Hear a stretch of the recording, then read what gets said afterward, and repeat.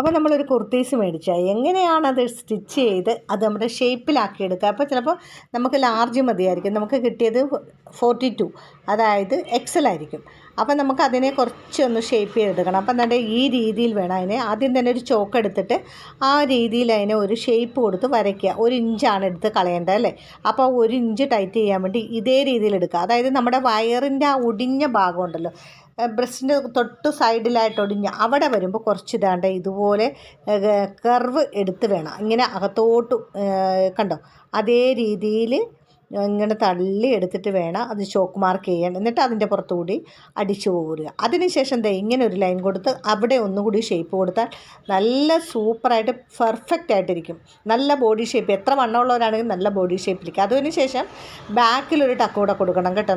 നിങ്ങൾ വലിയ സൈസ് എടുക്കുമ്പോൾ എപ്പം വലിയ സൈസ് എടുത്താലും അങ്ങനെ ചെയ്യണം. പിന്നെ ഇവിടുന്ന് കശക്കുഴിയുടെ അവിടുന്ന് നേരെ താഴോട്ട് ഒരു 3 ഇഞ്ച് കണക്കാക്കി വേണം ഈ ടക്ക് കൊടുക്കാനായിട്ടുള്ള ആ ഒരു മാർക്ക് ചെയ്യേണ്ടത്. ഇവിടുന്ന് കണ്ടോ കറക്റ്റ് 3 ഇഞ്ച്. അപ്പോൾ ആ ലൈൻസ് അവിടെ നിന്ന് ഇങ്ങോട്ട് താഴെ നമ്മുടെ ഇവിടെ ഷേപ്പ് വരുന്ന ഭാഗമുണ്ടല്ലോ, അതായത് ചുരിദാർ സൈഡ് ഒതുക്കി നിർത്തുന്ന ഭാഗം, ആ ഭാഗത്ത് വരെ ആണ് ആ ഒരു നീളത്തിൽ കൊടുക്കേണ്ടത്.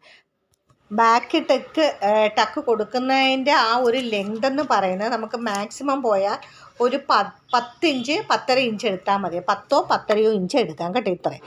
എന്നിട്ട് അതും കൂടി ഷേപ്പ് ചെയ്ത് പിന്നെ മറ്റേ റൈറ്റ് സൈഡിലോ അല്ല ലെഫ്റ്റ് സൈഡിലോ 2 സൈഡ് ഒരേ രീതിയിൽ നമ്മൾ ഒന്ന് കർവ് ചെയ്ത് കൊടുക്കണം കേട്ടോ. അങ്ങനെ ചെയ്ത് ഇട്ട് കഴിഞ്ഞാൽ നല്ല പെർഫെക്റ്റ് ടോപ്പ് നമുക്ക് ഇട്ടുകൊണ്ട് നടക്കാൻ സാധിക്കും. ഓക്കെ.